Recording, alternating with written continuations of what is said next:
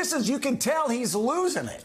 Like, he's losing his touch. That is Joe Scarborough talking about this. Trump's NATO-bashing comments rile allies, rekindle European fears. During a campaign speech in South Carolina on Saturday, Trump recounted a conversation he allegedly had with a fellow world leader. It was one of those crazy, and someone stood up and said, "Sir, sir," and he said they were from a big country. "Sir, sir, if they don't pay, if we don't pay, what will you do, sir?" Nobody's saying that. This is Donald Trump. It's a story that a third grader would go, "Why is he lying to me?" One of the presidents of a big country stood up and said, "Well, sir, if we don't pay and we're attacked by Russia, will you protect us?" I said, "You didn't pay? You're delinquent?" He said, "Yes, let's say that happened. No, I would not protect you. In fact, I would encourage them to do whatever the hell they want. You got to pay. You got to pay your bills." Donald Trump is encouraging Russia to attack our NATO allies. It is insane. I mean, it literally is insane. In one sentence, President Trump turned the entire post-war, transatlantic security doctrine on its head. This guy will do anything to justify defending and supporting Vladimir Putin and getting us all ready for, this is the dangerous part, when he's president again, he's getting us ready for him to be an autocrat, sure, a dictator, and a guy who's going to tell Vladimir Putin, sweep in. He would not just, not come to the defense of NATO allies, but would encourage Putin to do whatever the hell he likes. Do you know, it's almost unbelievable. It's an insanity to say that, because that is the existential crisis that the world faces right now. In fact, ever since World War II, the global security arrangement to contain Russia and safeguard Europe has depended on America and its 30 NATO allies defending each other, coming to each other's rescue, and protecting democracies. Ukraine is not a member of NATO, but Poland is. And most foreign policy experts believe NATO's pledge to come to Poland's defense is the only thing keeping Russia from rolling into Poland next. So Donald Trump's threats to abandon NATO are a big deal. Now, Trump has long argued that countries should pay more for a military alliance with the United States, but Trump's description of the NATO payment system is way off. Despite what Trump told his audience, NATO countries do not pay the United States or NATO. What each country has pledged to do is spend 2% of its gross domestic product on military defense. There have been some years when countries spent more than 2%, and some years, especially during an economic downturn in Europe, when a few countries spent less. But meeting that 2% threshold has never been an absolute until Donald Trump. And for Trump to now take it even further and literally encourage Russia to invade? It's just really so huge. That sentence itself is so huge. "And we're attacked by Russia. Will you protect us?" I said, "You didn't pay? You're delinquent?"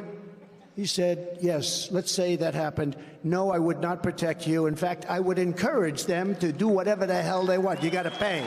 You got to pay your bills." NATO Secretary General Jens Stoltenberg reacted with this, quote, "Any suggestion that allies will not defend each other undermines all of our security, including that of the U.S., and puts American and European soldiers at increased risk," he said in a prepared statement. "I expect that regardless of who wins the presidential election, the U.S. will remain a strong and committed NATO ally." Donald Trump's former national security advisor is not so sure. John Bolton says that even though Trump probably made up the alleged conversation, Bolton says that if Trump is elected to a second term, Trump would likely seek to withdraw the United States from NATO. In a statement, Bolton said this is a case when you've got to take him literally. Some Republicans in Congress, though, who also support NATO, say that Donald Trump is being misconstrued. Here's Florida Republican Senator Marco Rubio. He was talking about a story that he talked about happened in the past. By the way, Donald Trump was president, and he didn't pull us out of NATO. In fact, American troops were stationed throughout Europe as they are today. They were then as well. But he's telling a story, and frankly, look, Donald Trump is not a member of the Council of Foreign Relations. He doesn't talk like a traditional politician. And we've already been through this now. You'd think people had figured it out by now. What he's basically saying is, if you see the comments, he said NATO was broke or busted until he took over because people weren't paying their dues. And then he told the story about how he used leverage to get people to step up to the plate and become more active in NATO. He's not the first American president. In fact, virtually every American president at some point in some way has complained about other countries in NATO not doing enough. Trump's just the first one to express it in these terms. But they are terms that are insane and incredibly stupid. And Trump seems incapable these days of articulating even a fraction of the argument put forward by some of his own congressional supporters. And to be clear, there are plenty of lawmakers who have an isolationist streak, or what's known as America First. But even if these lawmakers are wrong to want to withdraw the United States from the world, at least a few of these conservatives offer a coherent argument. Trump is literally all over the map, rambling and making no sense. There are also more indications that Trump is suffering from dementia. In the same NATO-bashing speech, Trump seemed to confuse Joe Biden and Barack Obama when talking about America's European allies. And then I hear that they like Obama better. They should like Obama better. You know why? Because he didn't ask for anything. We were like the stupid country of the world, and we're not going to be the stupid country of the world any longer. We're not going to be. Got bad under this guy. Well, in another speech 24 hours earlier on Friday, Trump got confused about what day it was.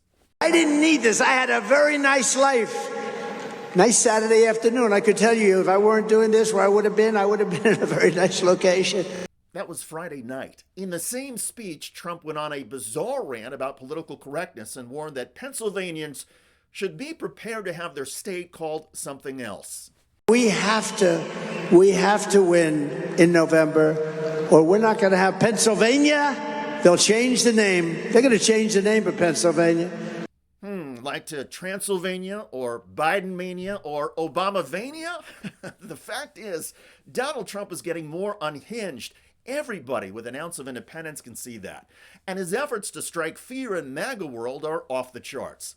Thankfully, anti-Trump groups like the Lincoln Project are chronicling Trump's gaffes and mistakes with effective and brutal ads like this. Hey, Donald, we noticed something. More and more people are saying it. You're weak. You seem unsteady. You need help getting around. And wow. An anonymous country, and you deserve. Are you sure you don't have dementia? It runs in the family.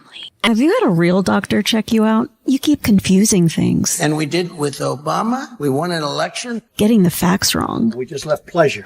Paradise. People laugh about it, about you, Bing, bing. even your own people behind your back. You're winning the primary, but losing your power, your strength, your manhood. Funny ad, but remember, some of Donald Trump's plans and pledges would have deadly serious consequences. This includes inviting Vladimir Putin's Russia to roll into Europe and do whatever they want. Trump often likes to call the allegations of collusion with Russia a hoax, but the evidence of a Trump-Russia connection keeps growing, thanks to Donald Trump's own dangerous words. By the way, a MAGA extremist candidate in Missouri is running for Secretary of State and recently posted this book-burning video. This is what I will do to the growing books when I become Secretary of State. In Missouri, brandishing a flamethrower, that is MAGA candidate Valentina Gomez.